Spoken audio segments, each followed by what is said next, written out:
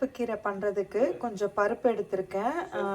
மூங் தால் அப்புறம் தூர் தால் ரெண்டுமே எடுத்திருக்கேன். அதாவது பாசிப்பருப்பு, துவரம்பருப்பு. துவரம்பருப்பு ஆரஞ்சு பருப்பு எடுத்திருக்கேன் இன்னைக்கு. பக்கத்துலேயே பாலக்கீரை எடுத்திருக்கேன் இன்னைக்கு. பருப்பு கீரைக்கு பாலக்கீரை போட்டு தான் பண்ண போகிறேன்.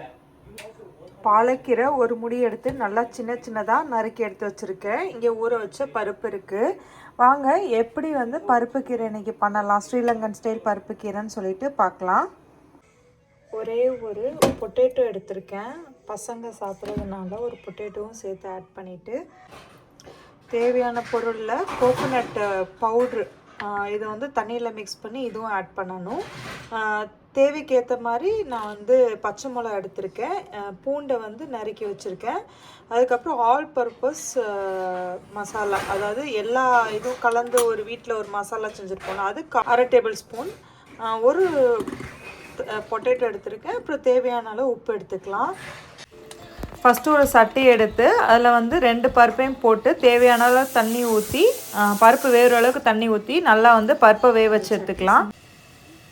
பருப்பு நல்லா கொதிக்க ஆரம்பிச்சிருச்சு. இதில் மேலே வரக்கூடிய இந்த நுரையெல்லாம் லைட்டாக அப்படியே எடுத்து விட்டுறலாம்.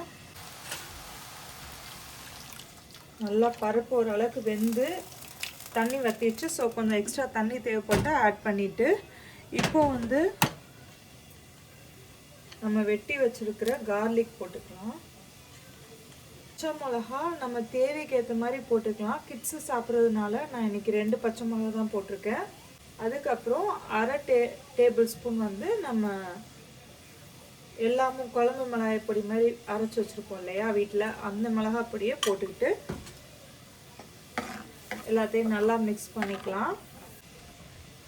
இப்போது நம்ம கீரையை ஆட் பண்ணிக்கலாம்.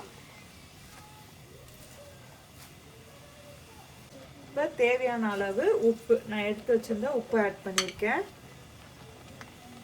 இப்போ நல்லா இந்த பொட்டேட்டோ கீரை எல்லாம் பருப்போடு வெந்ததுக்கப்புறம் தனியாக தாளித்து இதில் ஆட் பண்ணணும். தேங்காய் பால், அதாவது தேங்காய் பவுடர் எடுத்து வச்சுருந்தேன் இல்லையா, அதோடைய பாலை தண்ணியில் மிக்ஸ் பண்ணி எடுத்துகிட்டு அதையும் இதில் ஆட் பண்ணிக்கலாம். தேங்காய் பால் ஊற்றுனதுக்கப்புறம் இந்த மாதிரி நல்லா கொதிக்க விடலாம். நல்லா உருளைக்கிழங்கும் கீரையும் வேகட்டும். பருப்போடு சேர்ந்து நல்லா மசிய வேகட்டும். நல்லா மூடி போட்டு கொஞ்ச நேரம் வேக வச்சுக்கலாம்.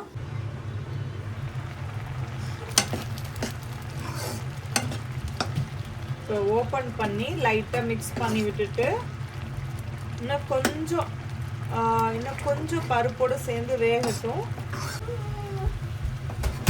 நல்லாவே சூப்பராக வெந்துடுச்சு. இப்போ தாளித்து இதில் ஊற்றிடலாம். தாளிப்புக்கு இன்னைக்கு தேங்காய் எண்ணெய் தான் ஆட் பண்ணியிருக்கேன்.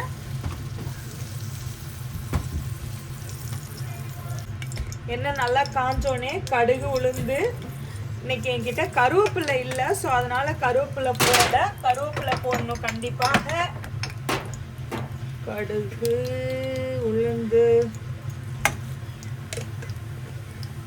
சீரகம், வெங்காயம், தாளிப்புக்கு ஏற்ற மாதிரி வெங்காயம் அளவு போட்டுக்கோங்க. நல்லா வெங்காயம் கோல்டன் ப்ரௌன் ஆனதுக்கப்புறம் நம்ம பருப்பு கீரையில் போட்டால் கொஞ்சம் நல்லா டேஸ்ட்டாக இருக்கும். நல்லா ப்ரௌன் ஆகிற வரைக்கும் ஃப்ரை பண்ணிவிட்டு இதில் ஜிஞ்சர் கார்லிக் பேஸ்ட்டு ஒரு பிஞ்ச் போட்டுக்கலாம்.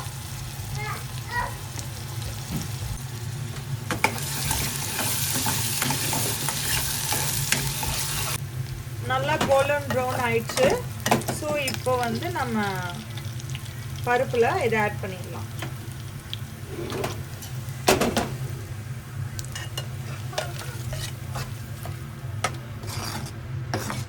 சூப்பரான பருப்பு கீரை உருளைக்கிழங்கு கடையல் ரெடி. ஓகே ஃப்ரெண்ட்ஸ், நீங்களும் இதை மறக்காம ட்ரை பண்ணி பார்த்துட்டு உங்க கமெண்ட்ஸை கமெண்ட் பாக்ஸ்ல சொல்லுங்க. இந்த மாதிரி பல இன்ட்ரெஸ்டிங்கான வீடியோஸ் பார்க்கறதுக்கு மறக்காம என் சேனலை சப்ஸ்கிரைப் பண்ணிட்டு பாருங்க. நெக்ஸ்ட் இந்த மாதிரி ஒரு இன்ட்ரெஸ்டிங்கான வீடியோஸ்ல பார்க்கலாம். அது வரைக்கும் பாய்.